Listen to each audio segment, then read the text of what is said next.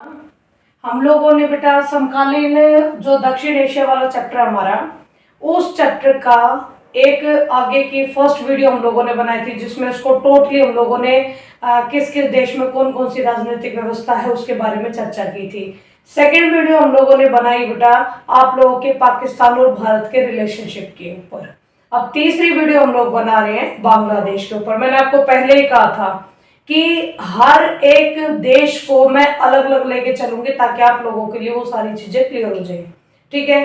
क्योंकि इस चैप्टर में स्टार्टिंग में भी आप लोगों को एक ही चीज बताई थी कि एक तो उस जिस देश से हम लोग भारत का रिलेशनशिप पढ़ेंगे उसमें एक उसका राजनीतिक व्यवस्था के बारे में आपको बताएंगे और दूसरा उसके भारत के साथ अच्छे और बुरे रिलेशनशिप में भी बताएंगे। ये चीजें सारी की सारी मैंने ब्लैक बोर्ड पर भी इसलिए लिखी है क्योंकि आप लोगों के नोट्स की तरह इस्तेमाल हो सकती है, ठीक है। तो शुरुआत करते हैं बेटा हम लोग बांग्लादेश की। बांग्लादेश, आज का जो बांग्लादेश है, जो भारत के पश्चिम बंगाल, आप लोग के मेघालय, ठीक है, असम, नीचे त्रिपुरा, इन सारे के सारे स्टेट से ये घिरा हुआ है।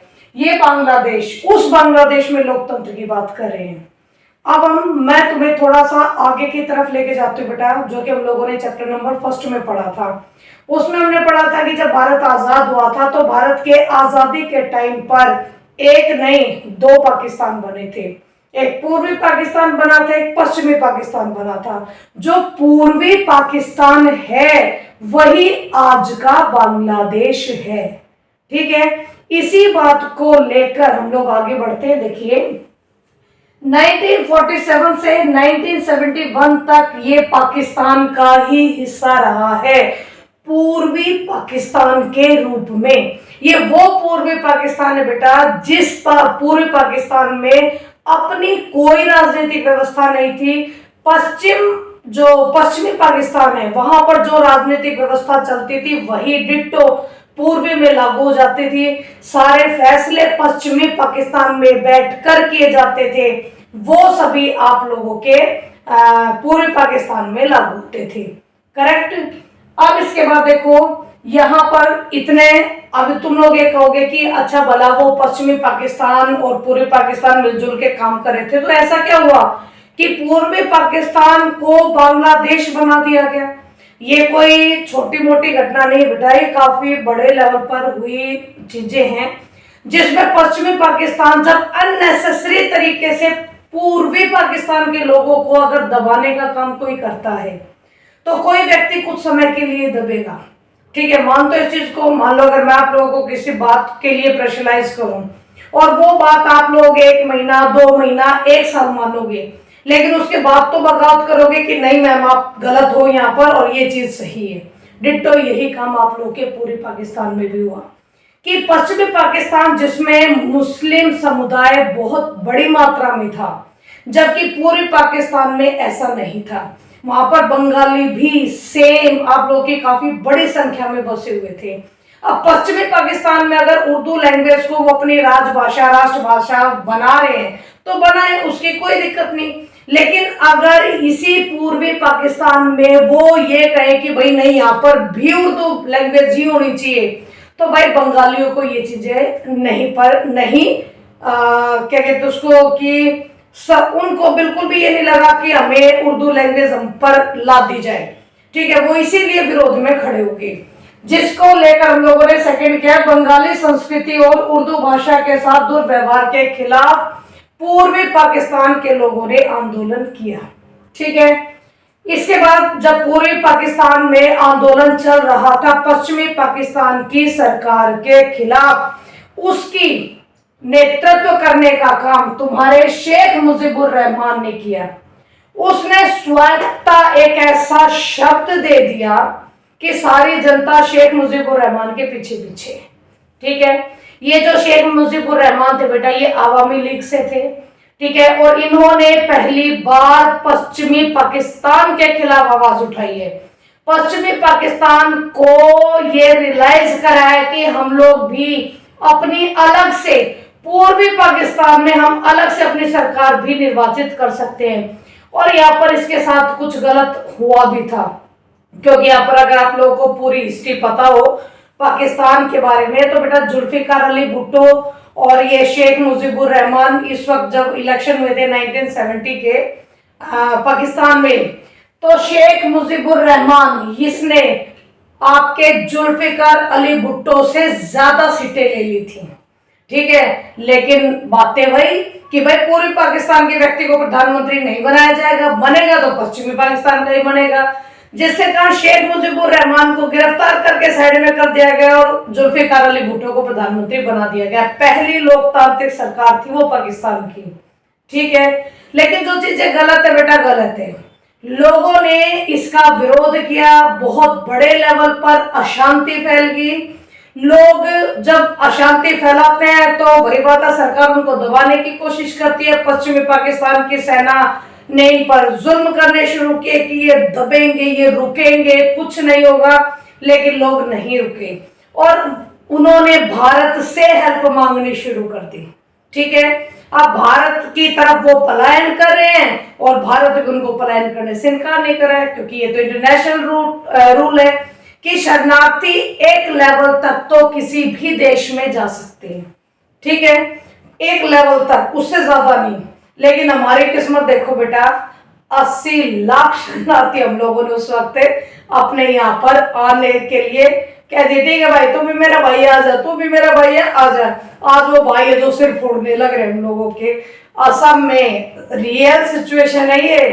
असम में जो वहां के मूल निवासी हैं वो कम है और जो बांग्लादेश से आए हैं वो लोग भरे पड़े हैं संसाधनों पर। जो असम के संसाधन है असम का व्यक्ति इस्तेमाल नहीं कर पा रहा, जबकि बांग्लादेश से आए हुए जो शरणार्थी लोग हैं जो आज अपने आप को इंडियंस बोल रहे हैं वो इन संसाधनों का ज्यादा इस्तेमाल कर रहे हैं। ठीक है, आगे चलो।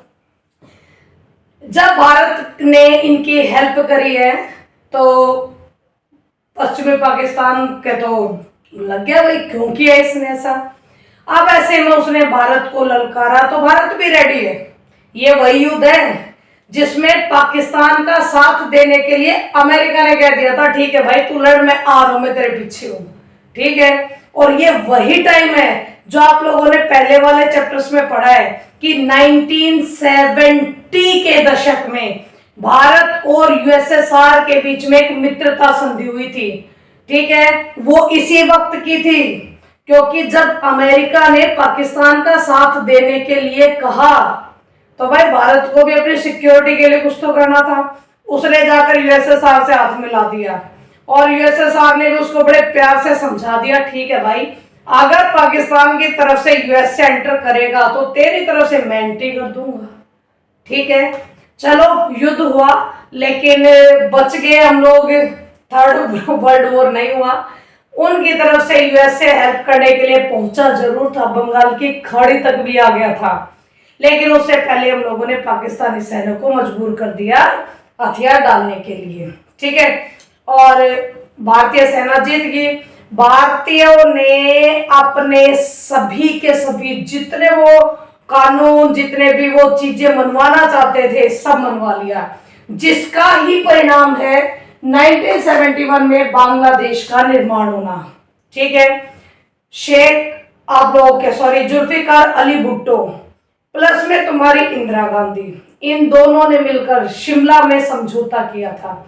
उसी वक्त ये तय हो गया था कि 1971 के जुलाई में आप लोगों का 72 में फिलहाल कागजी कार्रवाई पूरी हुई थी, लेकिन 71 में डिक्लेयर हो गया था कि भाई हम लोग अब बांग्लादेश के नाम से पूरी पाकिस्तान को अब एक नया एक अलग एक लोकतांत्रिक देश बनाएंगे।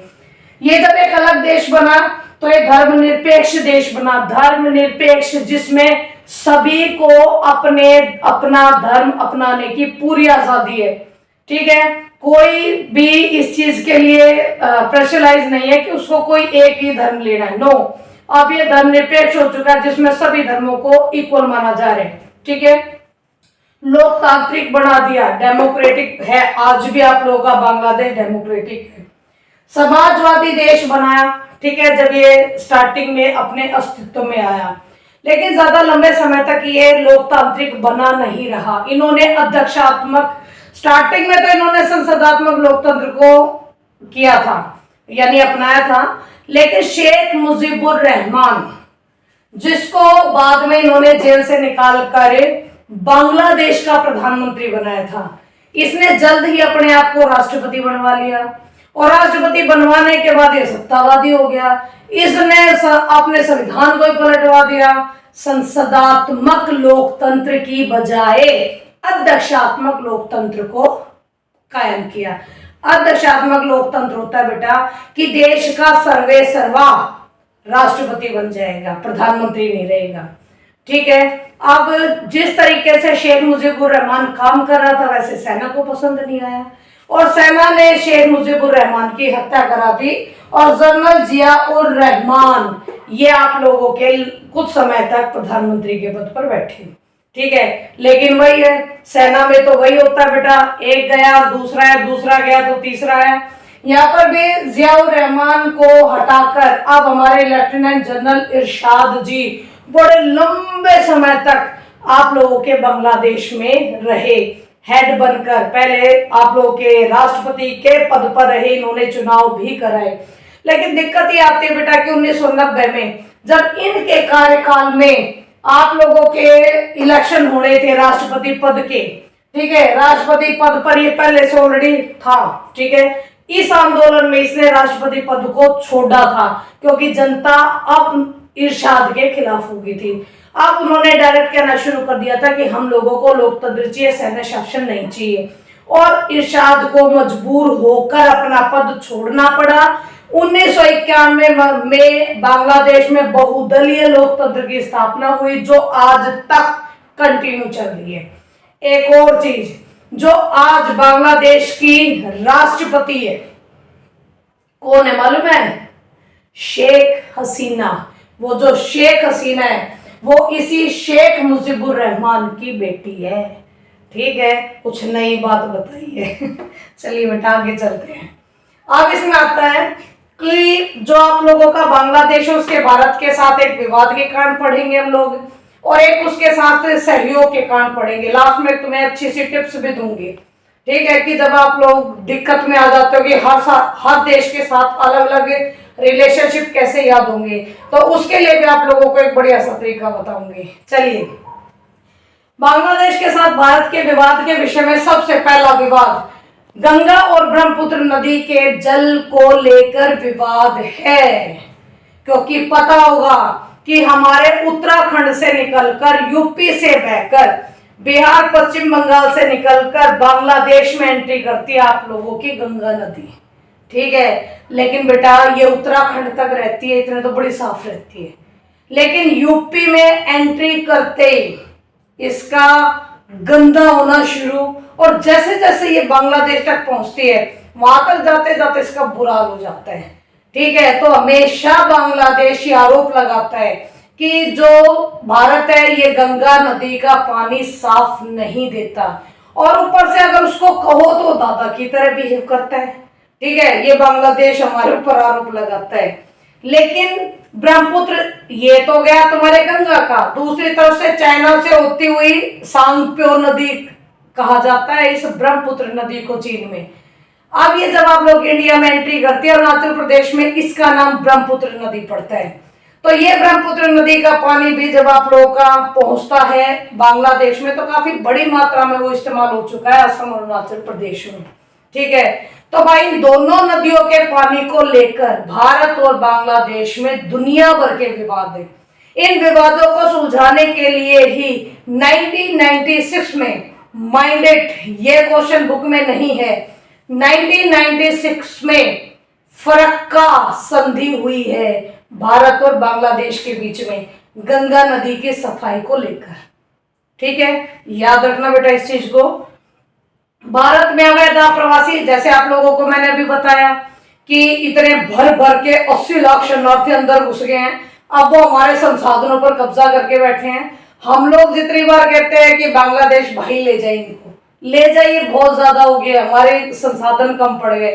बांग्लादेश कहता है मेरे तो ये है ही नहीं, मेरे नहीं है ये तो सारे भारत का आधार कार्ड बनवाए बैठे हैं, आईडी प्रूफ है भारत की दिखाते हैं। ठीक है। तो भाई ये विवाद तो हमेशा विवाद ही बना रह गया है। आप लोगों को एक आंसू संगठन की जानकारी दूंगी अगले चक्र में, जब इंडिया वाले चक्र में हम लोग आगे बढ़ेंगे। ठीक है।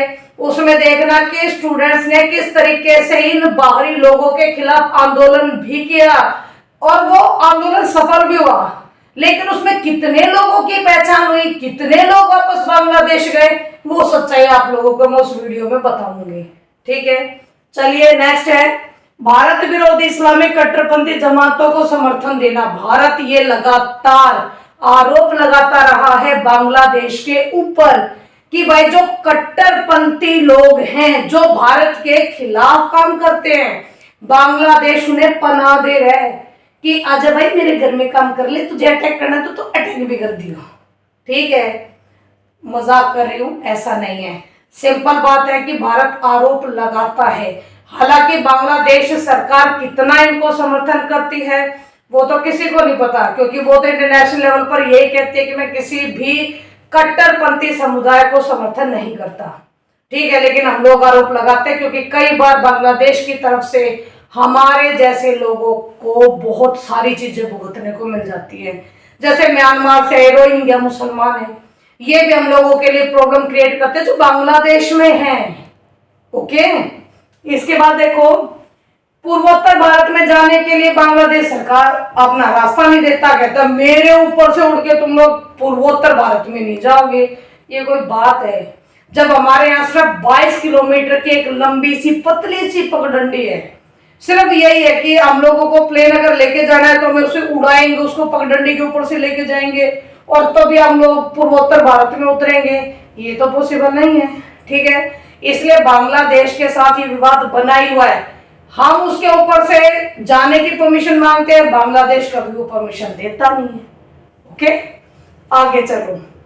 ढाका के भारत को प्राकृतिक गैस निर्यात न करने का फैसला, बांग्लादेश हमें नेचुरल गैस नहीं देता, मना कर दिया। आगे सुनो। तथा म्यांमार को, जो पुराना बर्मा था, बांग्लादेशी इलाके से होकर भारत को प्राकृतिक गैस निर्यात न करने देना। मान है भाई बांग्लादेश, मैं भी नहीं दूंगा, पड़ोसी देगा तो उसको भी नहीं देने दूंगा। ये पॉलिसी होगी तो विवाद तो अपने आप होगा। ना तो बांग्लादेश खुद हम लोगों को नेचुरल गैस दे रहे हैं, ठीक है, और अगर हम म्यांमार से लेकर भी आ रहे हैं तो भाई सीधी सी बात है उनके वहां से तो गुजार के लाना ही पड़ेगा। उसके लिए भी वो तैयार नहीं है, जबकि उसके लिए हम लोग अपनी तरफ से पूरी पेमेंट देने को भी रेडी हैं। ठीक है, लेकिन कहा सुनी करके ये हुई है, ये पाइपलाइन आप लोगों की यहाँ तक पहुंची है, तो अब एक नया विवाद हो गया है कि भारत तो इसमें सेंधमारी करने लगा है। ठीक है, तो इस तरह की बातें रहेंगी तो बेटा विवाद तो होगा ही होगा। ओके, नेक्स्ट देखो, चटगांव पर्वतीय क्षेत्र में विवाद। चटगांव पर्वतीय क्षेत्र तुम्हारे त्रिपुरा के बिल्कुल साइड में बांग्लादेश के, वहां के लोग अपनी सरकार के खिलाफ बड़े आवाज उठाते हैं बार बार। अब वो जितनी बार आवाज उठाएंगे ना, हर बार वहां की सरकार कहेगी इन्होंने आप लोग के त्रिपुरा ने करवा दिया, भारतीय सरकार इनको सह दे रही है, तभी ये चटगांव में विद्रोह करने लग रहे हैं हमारे खिलाफ। ये कोई बात थोड़ी रहे। लेकिन ठीक है बेटा, हम लोग साइज में सारे दक्षिण एशियाई देशों से बड़े हैं, तो भारत को जो कुछ सुनने को मिल रहा है थोड़ा सा लाजमी होता है। ठीक है, आगे देखो, भारत के साथ इसके बहुत सारे सहयोग के विषय भी है। विवाद तो सभी के बीच में रहते हैं, घर में दो भाई भाई होते हैं तो विवाद तो उनके बीच में भी रहते हैं, लेकिन भाई चोट लग जाए तो भाग के भाई के साथ वही पट्टी कराने पहुंचेगा। डिटो वही काम हमारा बांग्लादेश के साथ है। बेशक कितने विवाद है, लेकिन बहुत सारे सहयोग के विषय भी हैं। जब भी वहां कोई प्राकृतिक आपदा आ जाए, भूखमरी आ जाए, कुछ भी हो जाए, भारत सबसे पहले खड़ा मिलता है। और ये चीज सिर्फ भारत की तरफ से नहीं बेटा, बांग्लादेश भी बुरी परिस्थितियों में भारत का साथ देता है। ठीक है, इसमें आर्थिक सहयोग करते हैं दोनों देश एक दूसरे को। ठीक है, दोनों देश, भारत बांग्लादेश के साथ व्यापार करता है, बांग्लादेश भारत के साथ व्यापार करता है। ओके, और एक दूसरे को इंटरनेशनल मार्केट में भी ये सहयोग करते हैं। लुक-ईस्ट और 2014 से एक्ट ईस्ट नीति का हिस्सा बने। आप लोगों को याद होगा कि पूर्व की ओर चलो नीति थी, जो आप लोगों के पुराने एडिशंस में इसको इसी नीति के नाम से पुकारा जाता था। लेकिन जब से हमारे यहाँ पर एनडीए की सरकार आई है, तब से उन्होंने लुक ईस्ट लुक ईस्ट को एक्ट ईस्ट बना दिया है। ठीक है, एक्ट ईस्ट जो 2014 से लागू हो गया है, ये पहले था पूरब की ओर चलो नीति, अब ये हो गया लुक ईस्ट। ठीक है, लुक ईस्ट को बना दिया एक्ट ईस्ट, और इस नीति के तहत अब हम लोग ईस्ट के देश यानी कि आसियान के देशों के साथ व्यापार कर रहे हैं। बांग्लादेश इसमें हमारा सहयोगी है। ओके, इसके बाद आपदा प्रबंधन है जो आप लोगों को बताया था, आपदा के टाइम पर सबसे पहले भारत बांग्लादेश का और बांग्लादेश भारत का सहयोग करता है। पर्यावरण के मसले पर दोनों प्रॉपर एक दूसरे को सहयोग देते हैं। अगर पोल्यूशन की बात आ जाए तो दोनों साथ में खड़े रहते हैं। आतंकवाद के विरोध में भी दोनों साथ में खड़े रहते हैं। ठीक है, आतंकवाद के विरोध में भारत के सुर से सुर मिलाकर बात करता है बांग्लादेश की, आतंकवाद वर्ल्ड में नहीं होना चाहिए। ठीक है, और 2015 में दोनों ने कुछ परिक्षेत्रों का आदान प्रदान किया, यानी इनकी जो इंटरनेशनल सीमा रेखा थी, मोदी जी गए हुए थे वहां पर। उसके बाद दोनों तरफ से बैठकर, दोनों देशों के हेड ने बैठकर तो उस इलाके को कुछ इस तरीके से बांटा नीचे से कि कुछ हिस्सा हमारा बांग्लादेश के पास गया, कुछ बांग्लादेश का हिस्सा हमारे पास आ गया। अब हमारी जो बाउंड्री है वो बिल्कुल क्लियर है। ठीक है बेटा, अब आ जाओ, ये तो था बांग्लादेश का। अब आ जाओ मेन टिप्स पर, क्योंकि मैं एक एक देश करके कराऊंगी तो मैं बार बार इसको रिपीट करूंगी। अगर किसी भी, देखो पाकिस्तान को छोड़ देना, ठीक है, पाकिस्तान के साथ कोई आतंकवाद से रिलेटेड नहीं लिख सकते हम लोग। एक आर्थिक सहयोग करते एक दूसरे को, एक पर्यावरण के मसले पर एक दूसरे को सहयोग देते हैं, आतंकवादी संबंधी सभी जानकारियों को आपस में साझा करते हैं, कभी भी प्राकृतिक आपदा आ जाती है तो एक दूसरे को सहयोग करते हैं। ये 4 पॉइंट ऐसे हैं कि अगर आपको किसी भी देश के साथ अच्छे रिलेशंस ना याद हो, अलग अलग अलग करके इन चारों को सब में डाल देना, आपका आंसर कंप्लीट हो जाएगा। ठीक है, आई होप बेटा आप लोगों को ये समझ में आ गया होगा। Thank you very much.